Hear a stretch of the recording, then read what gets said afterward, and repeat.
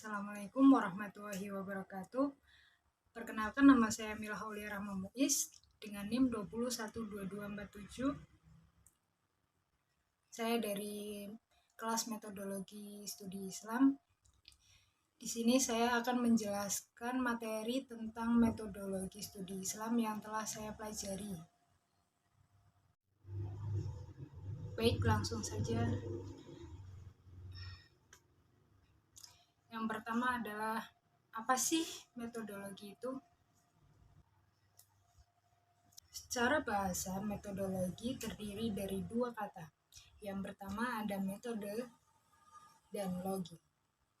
Metode atau biasa disebut dengan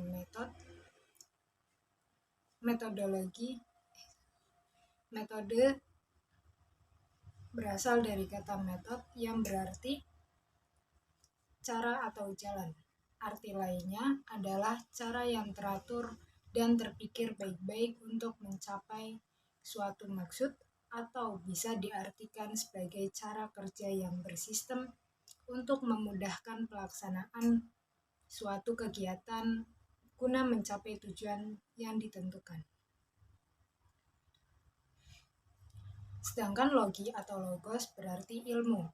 Jadi jika digabungkan, metode dan logi adalah berarti ilmu berupa jalan atau cara dalam memahami sesuatu.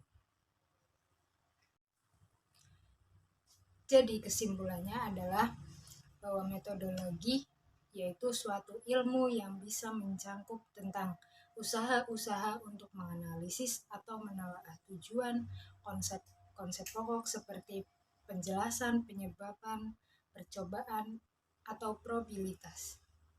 Metode-metode yang digunakan untuk mencapai tujuan-tujuan tersebut, pembagian ilmu tersebut di dalam cabang-cabangnya, atau hubungan antara cabang-cabang tersebut, dan masih banyak lagi. Jadi yang dimaksud dengan metodologi studi Islam adalah suatu usaha untuk mempelajari hal-hal yang sehubungan dengan agama Islam secara sistematis dengan tujuan memahami secara mendalam tentang seluk-beluk agama Islam, mulai dari ajaran-ajarannya, secara agama Islam, atau sampai dengan praktik-praktik keseharian yang dilakukan oleh penganut agama Islam. Yang kedua, saya akan menjelaskan tentang sejarah peradaban Islam. Sejarah peradaban Islam merupakan ilmu yang mempelajari asal-usul atau kejadian peristiwa di masa lalu tentang kemajuan kebudayaan Islam secara lahir dan batin. Menurut Naurazaman Siddiq dan Harun Nasution, sejarah peradaban Islam terbagi menjadi 3 periode. Yang pertama adalah periode klasik, mulai dari 650 Masehi hingga 1250 Masehi. Yang kedua ada periode pertengahan, mulai dari 1250 Masehi hingga 1800 Masehi. Dan yang ketiga ada periode modern, dari 1800 Masehi hingga sekarang. Yang pertama, periode klasik dari 650 sampai 1250 Masehi. Periode klasik ini terbagi menjadi 2 masa. Yang pertama ada periode klasik. Periode klasik ini mulai dari 650 hingga 1250 Masehi. Periode klasik ini terbagi menjadi 2 masa. Yang pertama ada masa kemajuan Islam 1 dari 650 Masehi hingga 1000 Masehi. Dan masa disintegrasi mulai dari 1000 hingga 1250 Masehi. Masa kemajuan Islam 1 merupakan masa ekspansi, integrasi, dan keemasan peradaban Islam. Adapun masa disintegrasi adalah masa yang sudah mulai menurun dalam bidang politik, sains, ekonomi, dan pengetahuan.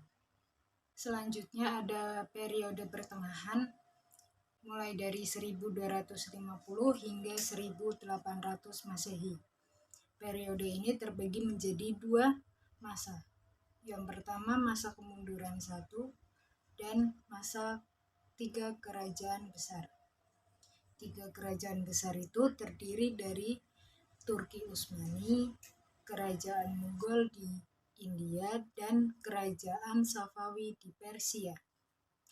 Masa ketiga kerajaan Islam ini terdiri dari fase kemunduran dari 1500 hingga 1700 Masehi dan fase kemunduran dari 1700 hingga 1800 Masehi.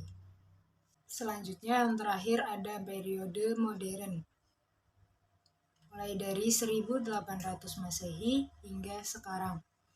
Periode modern ini merupakan zaman kebangkitan Islam. Ekspansi Napoleon di Mesir yang berakhir pada tahun 1801 Masehi telah membuka mata dunia Islam, terutama Turki dan Mesir. Tokoh-tokohnya menyadari dunia Islam tengah berada dalam kelemahan dan kemunduran di pihak lain dalam kemajuan dapat mengancam dunia Islam. Raja dan pemuka-pemuka Islam mulai berpikir dan mencari jalan untuk mengembalikan balance of power. Selanjutnya timbullah pemikiran dan pembaharuan dalam Islam tentang bagaimana cara membuat Islam maju sebagaimana yang terjadi di zaman klasik. Yang terakhir saya akan membahas tentang karakteristik ajaran Islam. Apa sih karakteristik ajaran Islam itu? Apa sih? Karakteristik ajaran Islam bisa diartikan sebagai suatu ciri yang khas atau khusus yang mempelajari tentang berbagai ilmu, pengetahuan, dan kehidupan manusia dalam bidang agama Islam, yang di dalamnya termasuk ekonomi, sosial, politik, pendidikan, kesehatan, pekerjaan, lingkungan hidup, dan disiplin ilmu. Selanjutnya ada macam-macam atau jenis-jenis karakteristik ajaran Islam. Jenis-jenis karakteristik ajaran Islam itu terbagi menjadi 10. Tapi di sini saya akan hanya menjelaskan beberapa saja yang saya pahami. Yang pertama ada humanis. Karakteristik ajaran Islam yang berkaitan dengan humanisme terlihat pada upaya Islam dalam melindungi hak asasi manusia yang tercermin dalam visi, misi, dan tujuannya, yaitu ajaran Islam bercirikan tidak hanya pada peningkatan kesejahteraan hidup di dunia ataupun di akhirat, tetapi juga dengan meningkatkan kesejahteraan jasmani dan rohani di akhirat dan kesejahteraan individu serta sosial, jasmani, dan rohani tidak hanya secara lokal, nasional, atau regional, tetapi juga internasional. Ajaran Islam bertujuan untuk memelihara dan melindungi seluruh hak asasi manusia, khususnya hak untuk hidup, hak untuk beragama, hak untuk berpikir, hak untuk mempunyai anak, dan hak atas kekayaan. Yang kedua ada syumuliyah. Karakteristik ajaran Islam selanjutnya adalah syumuliyah. Islam merupakan agama yang ajarannya sangat komprehensif.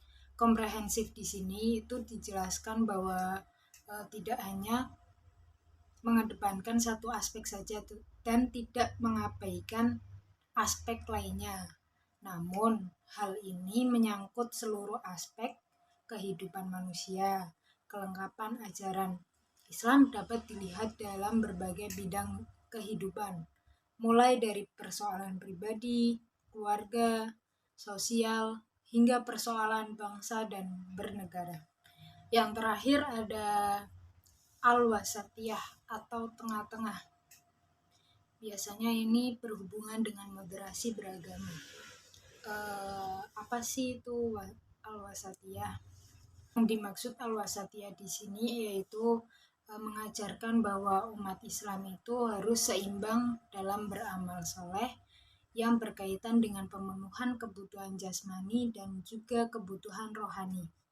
Masyarakat sangat membutuhkan pandangan yang seimbang terhadap agama. Hal ini karena tawazun atau keseimbangan adalah sunatullah. Sekian penjelasan dari saya.